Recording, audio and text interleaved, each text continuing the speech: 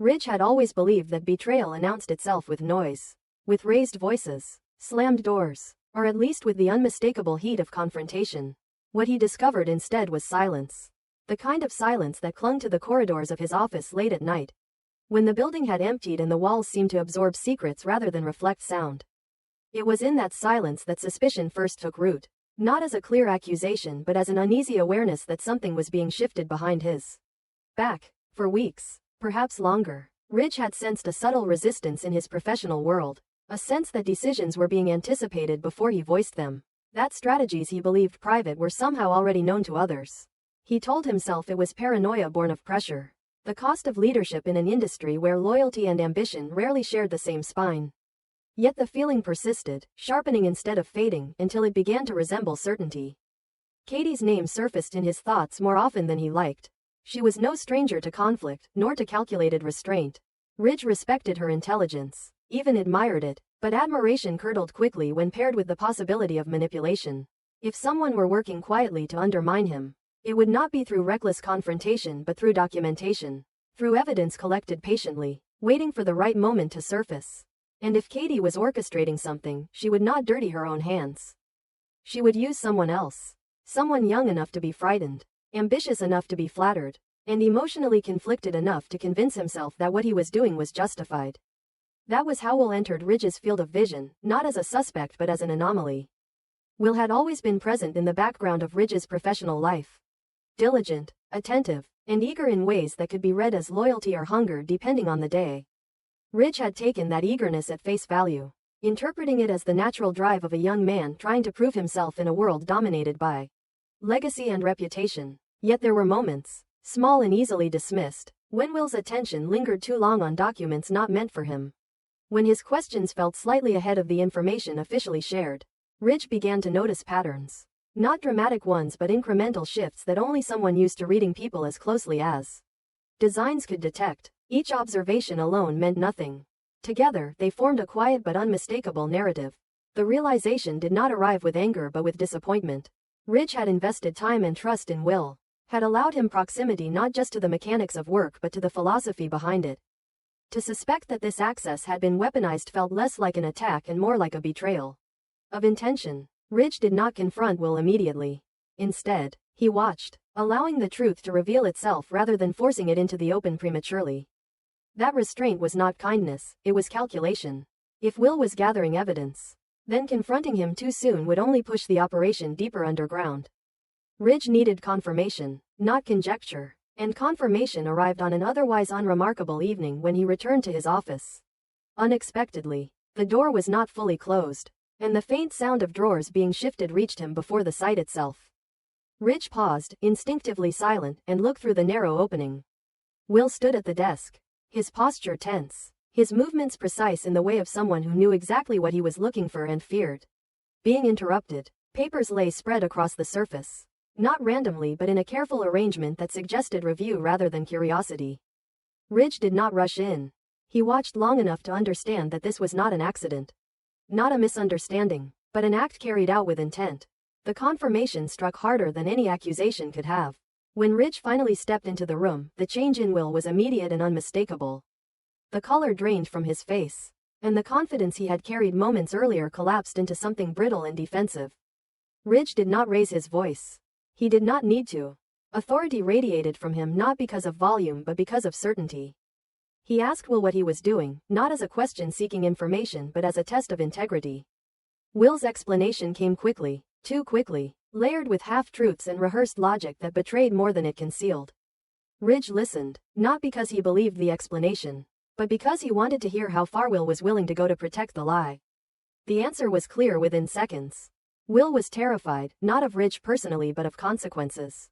Prison loomed in his imagination not as a legal outcome but as a symbol of everything he feared becoming. Ridge recognized that fear, even sympathized with it, but sympathy could not erase the reality of what had been done.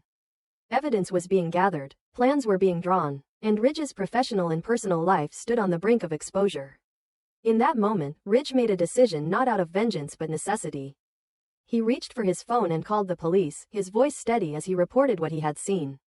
The act was final, a line drawn that could not be erased by apology or explanation.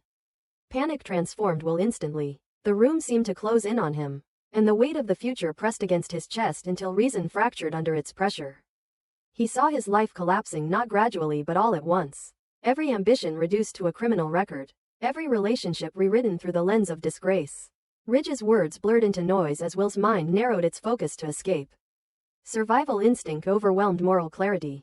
And in that distorted mental space, Ridge ceased to be a mentor or an authority figure and became an obstacle. Will's gaze landed on the heavy trophy resting on Ridge's desk, a symbol of success that now gleamed with unintended menace. The moment unfolded not as a calculated assault but as a reflex born of desperation. Will grabbed the trophy and swung it with a force fueled by terror rather than hatred. The impact was brutal and final in its immediacy. Ridge fell, the sound of his body hitting the floor echoing through the room in a way that Will would later remember with painful clarity. Blood spread across the surface of the desk, staining the papers Will had been rifling through moments earlier. For a brief instant, time seemed suspended. Ridge was alive, injured, conscious enough to call out, his voice weak but unmistakably human. He reached toward Will not in accusation but in appeal, as if still believing that the young man he had trusted might step back from the edge he had just crossed. Will did not look back. Fear drowned out every other impulse, including compassion. The sight of Ridge bleeding, the sound of his voice calling for help, became unbearable mirrors of the reality Will refused to face.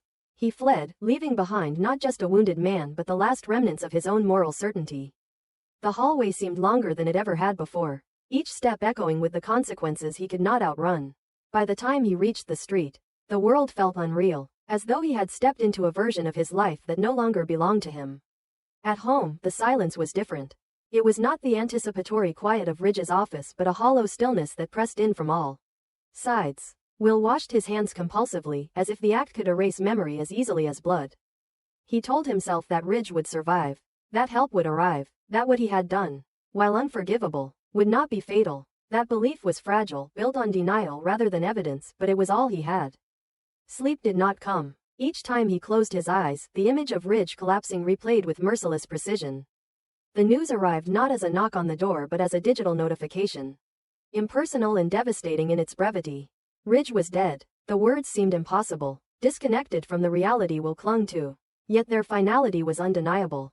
The police were investigating, details still emerging, but the cause was clear enough to strip away any remaining illusions. Will sat frozen, the device heavy in his hand, his future collapsing inward as the truth settled into his bones. What he had done in a moment of panic had reshaped not only his own life but the lives of everyone connected to Ridge. Guilt arrived slowly, not as an overwhelming wave but as a creeping presence that filled every corner of Will's consciousness. He began to understand the full scope of his actions not in legal terms but in human ones. Ridge had been more than a professional obstacle. He had been a man with relationships, with unfinished thoughts, with a voice that had called out for help and been ignored. That realization was heavier than fear, more corrosive than the prospect of prison. It followed Will through every moment, eroding his justifications and leaving only regret in their place. The investigation loomed like an inevitable reckoning. Every sound outside the house felt like the approach of authority, every unfamiliar car a potential harbinger of arrest. Will's thoughts spiraled between confession and concealment, between the desire to end the torment and the instinct to protect himself. He thought of Katie, of the plans that had led him here, and wondered whether any outcome could justify the cost. The answer, unspoken but unmistakable, was no. What had begun as a calculated effort to expose had ended in irreversible destruction. As the days passed, the world continued to move with cruel indifference. News outlets dissected Ridge's legacy, colleagues mourned, and questions multiplied. Will watched from the shadows of his own life, aware that every step forward for the world was a step closer to his own exposure. He could not escape the knowledge that his actions had not only ended a life but had hollowed out his own. Whatever happened next, whether justice arrived swiftly or was delayed by silence and fear, the truth remained unchanged. In trying to avoid the consequences of betrayal, Will had committed an act that defined him forever. Transforming fear into fate and panic into tragedy, Will had always imagined that fear would arrive like a sudden explosion, loud and unmistakable, a single moment of collapse after which nothing could ever be the same. Instead, it came quietly, creeping through him in stages, tightening its grip with every passing second after Ridge's body was discovered. The world did not end all at once. It narrowed, it compressed itself into sharp sounds, flashing lights, and the relentless pounding of his own heartbeat. When the police finally closed in, whether bursting through a door or surrounding him with the cold inevitability of a manhunt. Will felt the last fragile illusion of control disintegrate. There was no longer any version of the future in which he walked away untouched. Every path now led to the same destination, and he knew it before a single word was spoken. The moment of arrest, or capture, carried a surreal quality that Will would later struggle to describe. Hands restrained him, voices issued commands, and faces blurred together in a procession of authority and judgment. He complied almost automatically, his body responding while his mind lagged behind. Still trapped in the moments before everything collapsed. Panic surged through him in violent waves. Not only fear of prison or punishment, but a deeper terror rooted in the understanding that his actions had finally been stripped of secrecy. What he had done in isolation, driven by desperation and misguided loyalty, was now exposed to the harsh clarity of law and consequence. The story was no longer his to control. In the sterile confines of the interrogation room, time lost its familiar rhythm. The air felt heavy, saturated with expectation, as though the walls themselves were waiting for him to speak. At first, Will clung to silence, not out of strategy but paralysis. Every question felt like a threat, every pause a reminder of Ridge's absence. Yet silence proved unsustainable. Guilt pressed against him more relentlessly than the interrogators ever could. The image of Ridge bleeding on the office floor returned again and again, refusing to fade, until denial became impossible. What finally broke Will was not intimidation, but exhaustion. The weight of carrying the truth alone became unbearable, and in that moment of emotional collapse, confession began to feel less like surrender and more like release. When Will spoke, the words came out unevenly at first, fragmented by shame and fear. He explained how the espionage had begun not as an act of malice, but as something far more insidious, a gradual erosion of boundaries disguised as justification. He described the meetings, the messages, the quiet reassurances that what he was doing was necessary, even righteous. He named Katie not with triumph or accusation, but with a hollow resignation, as though saying her name aloud finally stripped it of its power over him. He admitted that the plans to undermine Ridge had been deliberate, calculated, and carefully hidden, and that he had been both participant and pawn. With every detail he revealed, Will felt himself unravel, the last remnants of the person he thought he was slipping away. For the investigators, the confession shifted the case from tragedy to conspiracy. Katie's involvement transformed the narrative, reframing Ridge's death not as an isolated act of violence but as the catastrophic end of a broader scheme. When police confronted Katie, the shock on her face appeared genuine, her denial immediate and emphatic. She rejected the accusations with a force that bordered on indignation, insisting that Will had acted alone, driven by his own instability. To the outside world, her response carried plausibility. Katie had always been articulate, composed, and adept at presenting herself as rational and ethical. Yet denial, no matter how convincing, could not erase evidence. The discovery of encrypted communications between Katie and Will marked a turning point. Messages detailing plans, strategies, and careful instructions painted a picture too coherent to dismiss. The intimacy of the correspondence revealed not just collaboration but manipulation. Katie had framed the mission against Ridge as a necessary correction, positioning herself as a moral counterbalance rather than an instigator. She had spoken to Will's insecurities, validating his fears and ambitions while subtly steering him toward increasingly dangerous actions. The evidence dismantled her defense piece by piece, exposing the calculated nature of her involvement and the extent to which she had shaped Will's choices without ever appearing to do so. Bill Spencer's reaction was immediate and volcanic. The news struck him not only as a personal catastrophe but as a profound betrayal of everything he believed he understood about power, family, and loyalty. His anger manifested first as disbelief, then as fury directed at anyone he perceived as having failed his son. Bill refused to see Will solely as a criminal. To him, Will was still his child, a young man pushed beyond reason by forces that exploited his vulnerability. Bill's instinct to protect surged forward with uncompromising intensity. He mobilized legal resources, challenged narratives, and prepared to fight with the same ferocity he had always brought to business and personal warfare alike. Confronting Katie became inevitable. Bill did not approach her seeking explanation so much as accountability. To him, her actions represented a violation that transcended legality. She had involved his son in a game that required maturity, resilience, and moral clarity far beyond what Will possessed. Bill accused her not merely of conspiracy, but of recklessness, of prioritizing her vendetta against Ridge over the human cost of achieving it. The confrontation crackled with unresolved history and mutual resentment. Each accusation layered atop years of tension and unspoken rivalry. Katie's attempts to justify herself only deepened Bill's outrage, as every rationalization confirmed his belief that she had knowingly placed Will in harm's way. Katie, for her part, found herself confronting a reality she had long refused to acknowledge. She had believed she was in control, that her intelligence and restraint insulated her from consequence. The exposure of her communications stripped away that illusion, forcing her to confront the tangible impact of her choices. Watching Bill defend Will with unwavering ferocity stirred something deeply uncomfortable within her. The recognition that while she had spoken of justice and principle, she had never truly accounted for the human collateral of her strategy.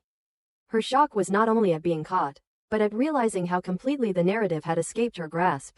As the legal process advanced, the emotional fallout intensified. Will oscillated between remorse and numbness, grappling with the knowledge that his confession had not only condemned himself but irrevocably altered the lives of everyone involved.